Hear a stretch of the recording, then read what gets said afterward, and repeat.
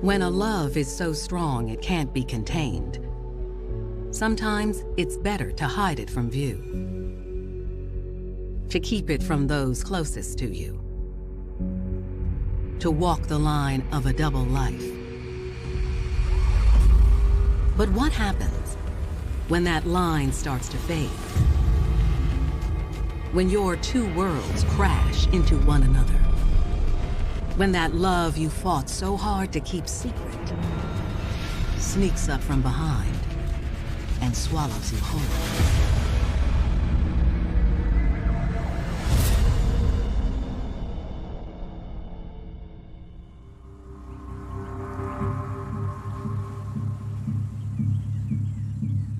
July 12th, 2017, 5:30 a.m. It's daybreak in Vista, California, about 40 miles northeast of San Diego. The city of Vista has both a rural area to it as well as a city area to it. It's a nice location. It has a lot of open space. A construction worker is driving to his latest job site, using one of Vista's desolate roads. This is an area where there really are not a lot of people. It's just a dirt road in the middle of nowhere. The worker spots something a few feet from the road. He saw what appeared to be a man slumped over with no shirt on. He honked at him. He wasn't moving. He got no response from him. As he got a little bit closer, he saw the blood was dripping down his chest. He realized this guy might actually be dead, and so he called 911. Within minutes, emergency responders arrived to assess the victim. The patrol deputy arrived, and he immediately noticed there was blood all over his chest and his face. There were 3 gunshot wounds. One was to his chest, the other was to his thigh, and the final one was to the back of his head. As police dive into the investigation, they'll soon discover a grisly plot with a love-struck teenager at the center of it all.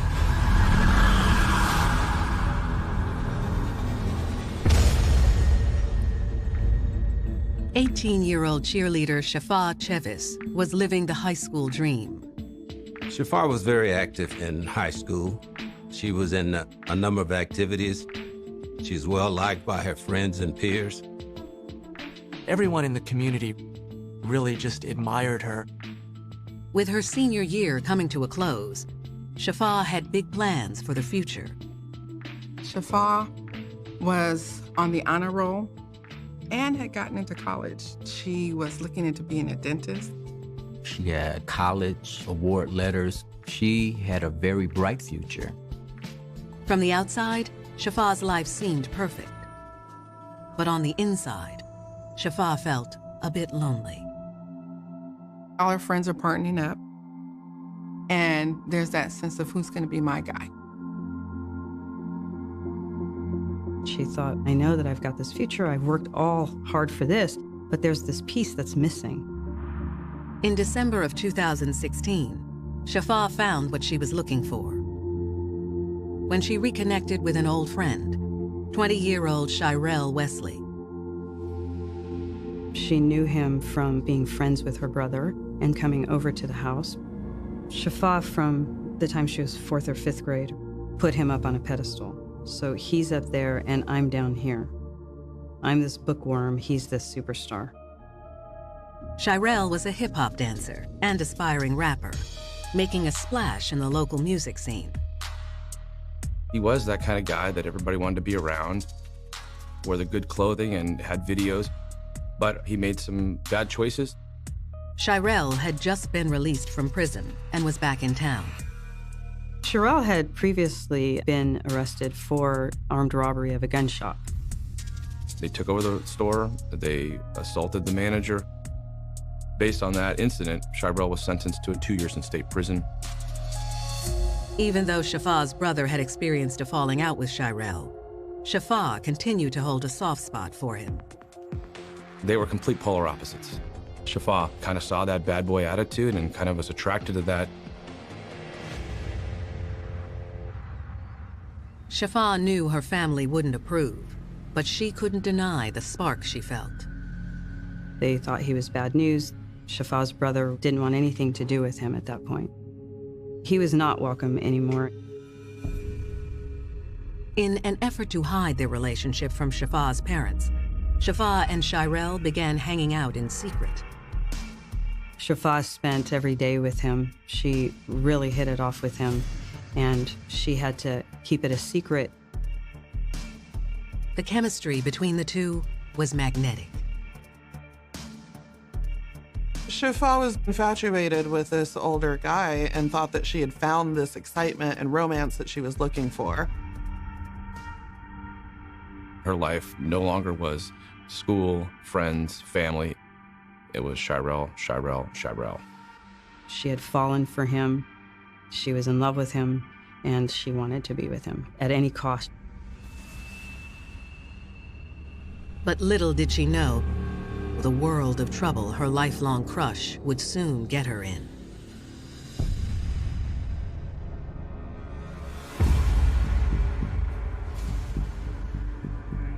July 12, 2017.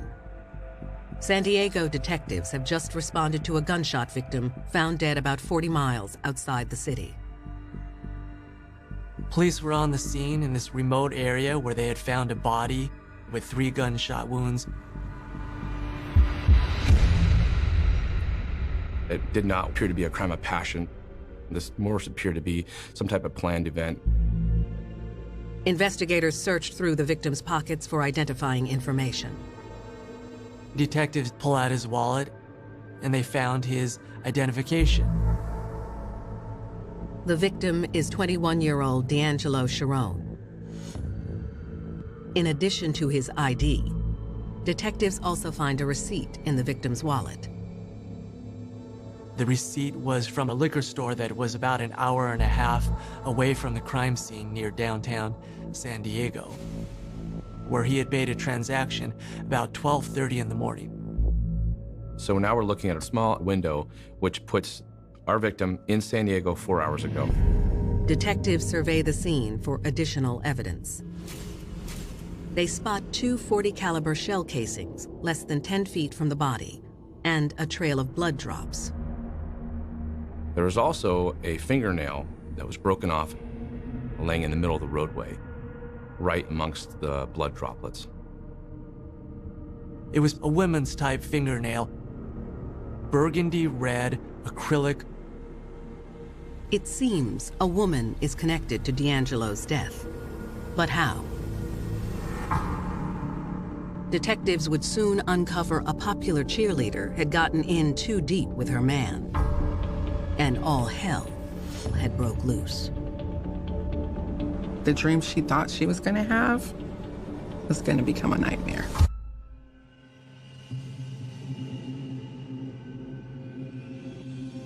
"18-year-old Shafa Chevis had fallen head over heels for 20-year-old Shirel Wesley. Shafa and Shirel seemed to hit it off with a mutual infatuation for each other. The cheerleader was dating Shirel behind her family's back. I noticed that Shafa was acting differently and that she would not confide in me. I had no clue she was in a relationship. Having that double life was the road for trouble for Shafa. July 12, 2017. Police have identified murder victim 21-year-old D'Angelo Sharon, who was found shot to death on a remote roadside in Vista, California. Now that the detectives knew who D'Angelo Sharon was, the next step was to contact his family. Investigators strike out on finding D'Angelo's next of kin, but they do find a curious association. D'Angelo's last known address is also the family home of recent prison parolee Shirel Wesley. Shirel actually had a violent history. He had been prosecuted for an armed gun store robbery. With Shirell's history and connection to the victim, detectives hope he can offer some clues as to who killed D'Angelo. Later that day, they pay a visit to the Wesley residence. Shirell isn't home, but detectives notify Mr. and Mrs. Wesley of D'Angelo's death. They were devastated to hear the news. The Wesley family had revealed to the detectives that D'Angelo was basically like a family member and the best friend of their son, Shirell. The Wesley family allowed D'Angelo to stay there. D'Angelo's home life wasn't exactly the greatest. Then, the Wesleys tell detectives about a disturbing incident that happened earlier that same day. Shirell had told them around 7 a.m. when he returned to the house that he believed that D'Angelo had been kidnapped and was possibly murdered by either cartel or Mexican mafia people. The Wesleys say they had been hoping D'Angelo would turn up unharmed, but feared the worst. They said that they had been planning on contacting the police themselves. Detectives aren't so sure Shirell was telling his parents the truth. D'Angelo was not associating with gang members in Vista. But the family absolutely believed what Shirell had said, that it had to be that D'Angelo got into some problems on his own and that it couldn't have been Shirell. Shirell and D'Angelo were the best of friends. They were brothers. Detectives ask Mr. and Mrs. Wesley if they know where Shirell is now. They had no idea where he was at. They hadn't heard from him since earlier that morning. It was clear Shirell's family didn't know anything about what D'Angelo and Shirell possibly could have been doing. Detectives thank the Wesleys for their time and put out an APB for Shirell. They think he's hiding something. It seems strange that he disappeared after giving this odd story about the cartel and didn't even contact law enforcement. As police fan out in search of Shirell, detectives pursue the next lead, the liquor store receipt. The receipt from the liquor store was dated July 12th at about 30 minutes after midnight. When detectives arrive at the store, they ask the manager to view the surveillance footage from the night before.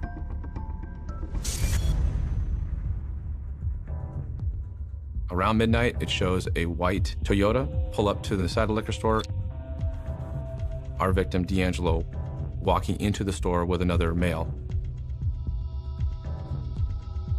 I noticed that he had tattoos on his neck, tattoos on his face, similar hair to Shirell Wesley.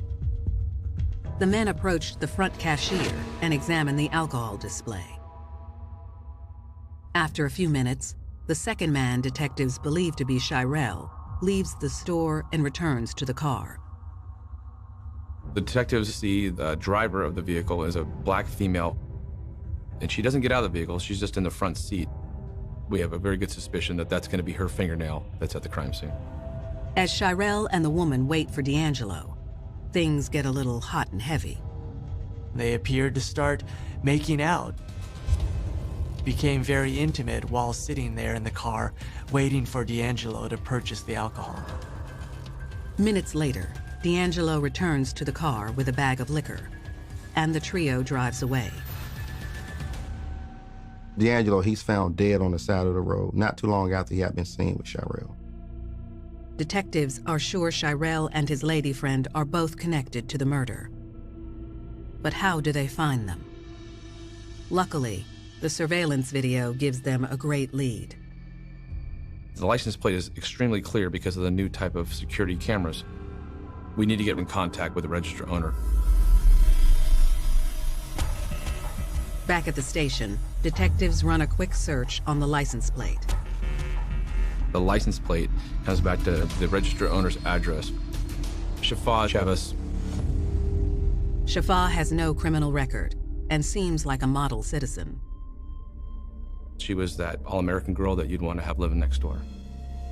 So how did this girl next door end up connected to a vicious murder? And why?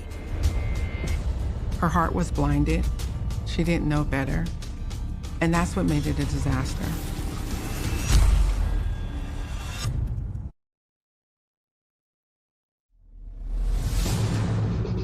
July 2017. San Diego police are investigating the murder of 21-year-old D'Angelo Sharon. They need to speak to his best friend, Shirelle Wesley, and Shirelle's girlfriend, Shafa Chevis, after surveillance footage shows the couple with D'Angelo hours before his death. At this point, we had a convicted felon with D'Angelo and this girl who seemed to have a very different background in life. It was a real mystery to the detectives why she was with them. The surveillance video establishes probable cause and allows detectives to obtain a search warrant of the teen's car.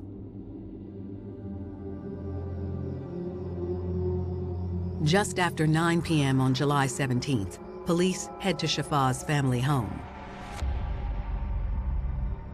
They caught Shafa with cleaning supplies walking out to her white car. This looks very, very suspicious. It's like she's trying to clean up evidence of what had happened in this car. When police cuff the 18-year-old, they notice she's missing a red fingernail. We need to match the broken fingernail at the scene with the broken fingernail that she has on her left hand. The commotion sends Shafa into a panic. She was a cheerleader, honor student. She's going to be emotionally very agitated because this is not her world. She never dealt with the police. Shafa sort of had a defeated slump about her when she realized they had a warrant and that they were going to get into the trunk of that car. Shafa's parents come outside to see what's going on, and they're stunned by the sight. It just was disbelief, still so much disbelief. Shafa and her family can only watch as investigators search every inch of her car. They found a pair of sweatpants, socks, and shoes. All of them had what appeared to be dried blood on them. Immediately, you could tell they were the same items from the video that Shirelle Wesley was wearing the night before. Police also recover a blue sweatshirt that matches the one D'Angelo had on in the liquor store surveillance video. D'Angelo's dead body was found shirtless. After searching Shafa's vehicle, investigators proceed inside the family home. Inside the teen's bedroom, they hit pay dirt. We located a black backpack. Inside that was a high-point .40 caliber handgun. This was the same caliber of handgun that matched the .40 caliber casings at the crime scene. They also find an open package of alcohol swabs next to the weapon. It had appeared that someone had been using them in order to try to wipe down the gun. After the evidence is collected, Shafa's parents can only look on in shock as their perfect daughter is taken into custody. When the police arrived at the house, I figured if it was anything, it was something minor.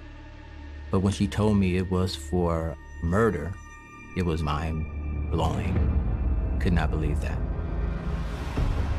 On the north side of town, officers staking out the Wesley family home catch a lucky break. They do see an individual that matches the description of Shirelle, and it is in fact Shirelle. Police move in, but it seems Shirelle is not going down without a fight. He realized that they were hot on his trail and tried to run. I pulled my gun, I pointed it at his chest. I said, "Sheriff's Department, get on the ground, get on the ground." And he immediately put his hands up and he got down on the ground, face down. Officers arrest Shirelle without further incident and confiscate his cell phone. As they're getting ready to leave, they notice something outside the neighbor's home that could produce even more evidence against Shirelle. Investigators discovered that a neighbor had a home security camera. Back at the station with Shafa and Shirelle in custody, investigators examine the footage recorded on the morning of July 12th. It shows Shafa and Shirelle pull up just after 6 a.m. Shirelle exits the vehicle and Shafa gets out of the front passenger seat. Shirel is wearing shorts as they approach the rear door of the vehicle and stop directly in view of the camera. Shafa and Shirel embrace, kissing passionately, like, hey, we're gonna be all right. We're gonna be just fine. The video provides a crucial link for investigators. It shows that the couple is together at 6:15 in the morning.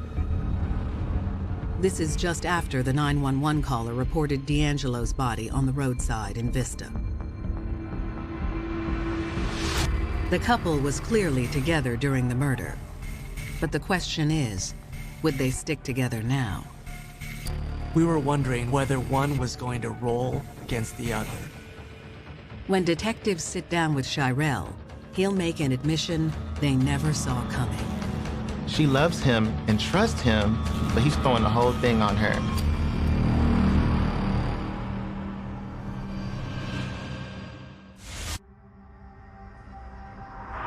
July 17th, 2017. San Diego police have just arrested Shafa Chevis and Shirel Wesley in connection with the murder of D'Angelo Sharon. We had both of these suspects in custody, as well as a mountain of physical evidence against them. Shafa and Shirel sit in separate but nearby holding rooms while they await questioning. Investigators have purposely placed them in close proximity. The holding cells would be to our advantage in order to see if they would communicate with each other. It doesn't take long for Shafa and Shirel to realize they can see each other. The couple was trying to figure out what their story was going to be.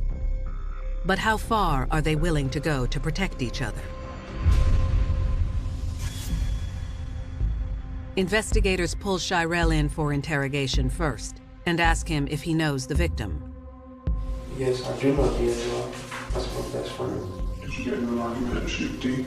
No, I would never do that to my best friend. Detectives confront Shirel with being in the same car with D'Angelo hours before his murder. He denies that's even him in the video. The investigators noted, you have a face tattoo of a cross on your face. This is you in the picture, and he again denied that being him. Investigators ask Shirel about his relationship with Shafa Chevis, and his next statement is equally surprising. Do you know Shafa? Shafa, no. You don't know anyone named Shafa? No. Shirel denied her completely. Not just it wasn't his girlfriend, but he denied knowing Shafa even existed. Detectives knew Shirel was lying and that he was clearly the person who was in that liquor store video. Investigators press Shirel, detailing the mountain of evidence against him. Detectives had Shirel's clothes with blood on them from Shafa's trunk. They had videos of Shirel with Shafa and D'Angelo. Faced with the abundant evidence, Shirel finally relents. He gives in and admits that Shafa is his girlfriend. He had admitted that they were all hanging out together that night, but he denied any responsibility for what happened to D'Angelo. Shirel said he loved D'Angelo like a family member and that he would never hurt his brother. He tells investigators that on the evening of July 12th, the three of them had driven to a remote area in Vista to hang out. He said they had been drinking out there. Shirel says that after a couple hours, D'Angelo got drunk and argumentative. D'Angelo made some comment and disrespected Shirel, and Shirel challenged D'Angelo to a fight. During their scuffle, Shirel says a gun that had been tucked into the waistband of D'Angelo's pants fell out on the ground. They broke apart for a few seconds, and all of a sudden he heard bullets. Shirel says he looked over and saw Shafa standing near the car, a few feet away. He said that Shafa had pulled the trigger and killed D'Angelo. He yelled at her, "What are you doing? You just killed my best friend."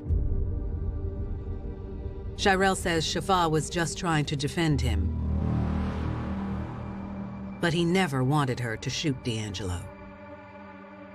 Investigators were shocked by the fact that Shirel was throwing his teenage girlfriend under the bus. Shirel claims he never called police because he was trying to protect Shafa, but detectives aren't buying it. You just saw your friend get shot. You didn't go over there, render any first aid, anything. You got in the car and you drove away. And an hour and a half after, we see them on video kissing. For detectives, Shirel's version seems as unlikely as the lies he told his family about D'Angelo being abducted by a drug cartel. It became very apparent that he wasn't going to give a truthful statement. D'Angelo Sharon had been shot 3 times, the final shot being an execution-style wound. That statement that he provided was completely uncorroborated by any evidence. The trajectory of the bullets did not make any sense. That Shafa could have shot him standing near the car and hit him in an angle in the top of the head. It seems more likely to detectives that the fatal shots had been fired by the felon rather than the high school cheerleader. Shirel had more experience with guns, and he had a record. And if he and D'Angelo were fighting that night, he would need a better reason to want him dead. When detectives speak with Shafa, they hope she'll reveal what really happened that fateful night, especially once they tell her about Shirel's statement. This person that she thought loved her was all about himself. She's been betrayed by him and is faced with this decision about, what am I going to do? Of D'Angelo Sharon. We all were in a state of shock because we had no idea that anything of this capacity could be happening to our little girl. Shafa's boyfriend, Shirel Wesley, has just told investigators that she pulled the trigger on his best friend.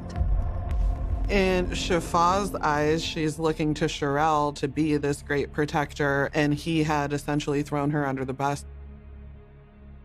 With Shirel's statement in tow, detectives speak with Shafa. They tell her that Shirel has pinned everything on her. You can almost hear the heart shattering into pieces. Distraught by Shirel's betrayal, Shafa decides to cooperate with police. Shafa began to realize that this person that she thought was protector and loved her did not love her, that he was all about himself. So at this point, she would go into a place of, I need to survive. Shafa explains to detectives that she has been dating Shirel behind her family's back. But after a while, she saw a side of him her family had been fearful of all along. Shafa was definitely afraid of him. She had good reasons. He had abused her physically to the extent that she had a damaged jaw. Arguments were happening every day. Any physical abuse, he would also blame it on her and say that, well, you got it because you should have, disrespected me this way. And she began to believe that.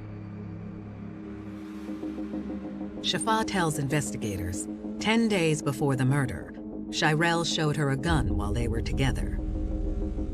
She asked what he's doing with the handgun, and he said to her, hey, are you down with me? Are you gonna be there for me? She didn't know where was this coming from. Shafa says she was terrified, but she agreed to ride for him. It's just her and him, and she said, of course I'm down with you. Shafa says that's when Shirel made a startling statement. Shirel went on to say that he believed that D'Angelo was plotting his murder and that he was going to take out D'Angelo before D'Angelo took him out. D'Angelo had been hanging out with other individuals in different dance crews. This anger was fueled by his paranoia, so that he believed that D'Angelo was going to murder him. Shafa basically told us that Shirel had been planning this murder. And so Shafa went along with it. She didn't tell law enforcement, she didn't tell her family, didn't tell anybody. All of that must have been confusing for her within this kind of, I love this guy, I want to protect this guy, but he's got me doing these things that totally supersede my own values. Shafa says she had no idea Shirel would actually follow through with killing his best friend. She didn't think any of that was going to happen. Shafa claims that on July 11th, when Shirel told her they were going to pick up D'Angelo to hang out, she didn't think anything of it. They were planning on going out and drinking and just having a good time. Shafa says they drove around, and the guys were drinking heavily. D'Angelo, he got hot, and he took off his shirt before he passed out in the back seat.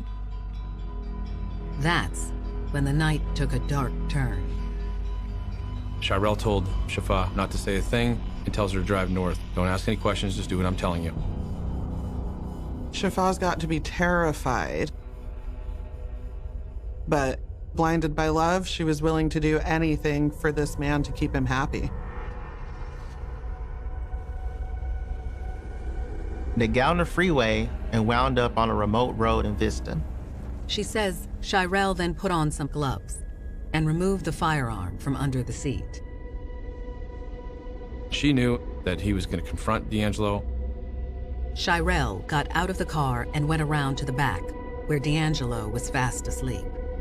Shirel then opened the door, and he hit D'Angelo directly in the top of the head. Shafa says D'Angelo was dazed as Shirel dragged him out of the car at gunpoint. D'Angelo kept asking, "Why are you doing this?" Shirel told D'Angelo because he had been disrespected by his best friend. Shafa says she heard D'Angelo deny the accusations, but that only fueled Shirel's rage. Shafa says that she heard D'Angelo say, "I didn't do that. You're my brother. I love you. Please don't do this." And then she heard 3 gunshots. After that, Shirel jumped into the car and ordered Shafa to drive. Shafa, she had to be terrified. She loved this guy, but she just saw what he was capable of if she didn't obey his commands. She jumped out to close the car doors, but broke her fingernail in the rush. Shafa tells detectives she drove to her house, as Shirel instructed. He then instructed her to go inside and get a pair of her brother's shorts and some tennis shoes, which she complied with and brought him out there. Shafa says Shirel changed and put his bloody items into the trunk. Then, he told her she needed to help him cover up the crime. Shirel told Shafa, "Now you're going to destroy all this crime scene evidence. Anything with blood on it, including the gun, is going to be your responsibility to destroy this stuff." Shafa is in shock and awe. How am I here? But that sense of, he's my world, I need to please him and protect him. That was the battle in her. As the sun rises, they arrive at Shirel's house at 6 a.m., where they are captured on his neighbor's surveillance. The surveillance camera caught them making out right after this horrible crime. Although the weight of the world was on her shoulder, Shafa was continuing to show loyalty to her man. After Shafa finishes her confession, she and Shirel are both charged with first-degree murder. Shafa didn't pull the trigger, but she was complicit in the actions that led to someone's death. Shafa's family is in shock. We felt they had the wrong person, that she was being accused of something that we knew she couldn't have been involved in. With the trial looming, prosecutors believe their case is rock solid. But will the love-struck cheerleader stay true to her confession? Or would she recant? She had been manipulated by a very, very complex...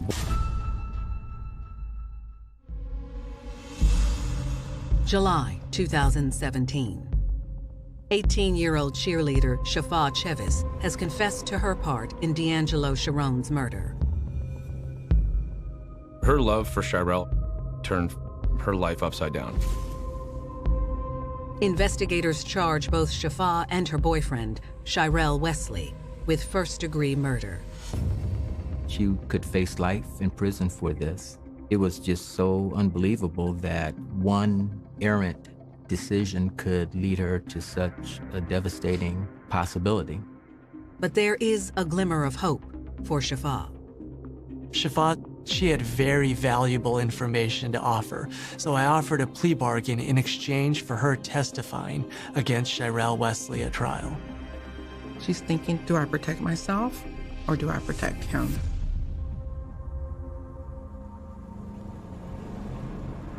In October 2018, more than a year after D'Angelo Sharon's murder, the trial against Shirell Wesley begins. Prosecutors argue Shirell killed his best friend and enlisted Shafaa Chevis to help execute and cover up the crime. He had this unfounded paranoia that D'Angelo was going to kill him, so he decided to kill D'Angelo first. Shafaa serves as the prosecution's star witness. It took a lot of courage for Shafaa to go into that courtroom, face this person that she had been in love with for so long, that had thrown her under the bus, and testify against him. When Shafaa takes the stand, she explained she felt like she had no choice but to follow her man's orders. She testified about the physical and emotional abuse she suffered at the hands of her boyfriend. She talked about how she was really being forced into doing a lot of things just to support him. So she was afraid of him at the time. She was afraid that he would harm her if she didn't go along with his wishes.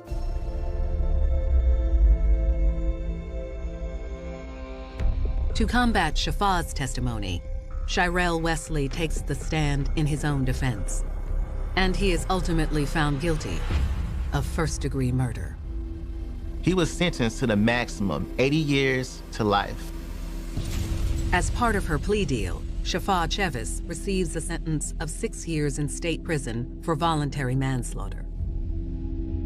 So this case was a loss on so many different fronts. The victim, the Wesley family who lost a son to prison, and then you have Shafaa, who is an all-American scholar, athlete, contributing member of society. Now she's spending the next 6 years in state prison. For Shafaa, her first crush became her worst nightmare, and has left a lasting mark on her life she'll never forget. Her life has changed from light into darkness, but we have hope that this can even be redeemed in her life.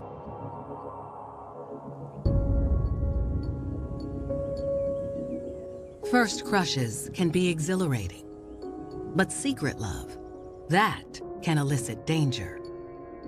Especially if that love asks you to forego who you are and what you value. You may find your entire life turned upside down.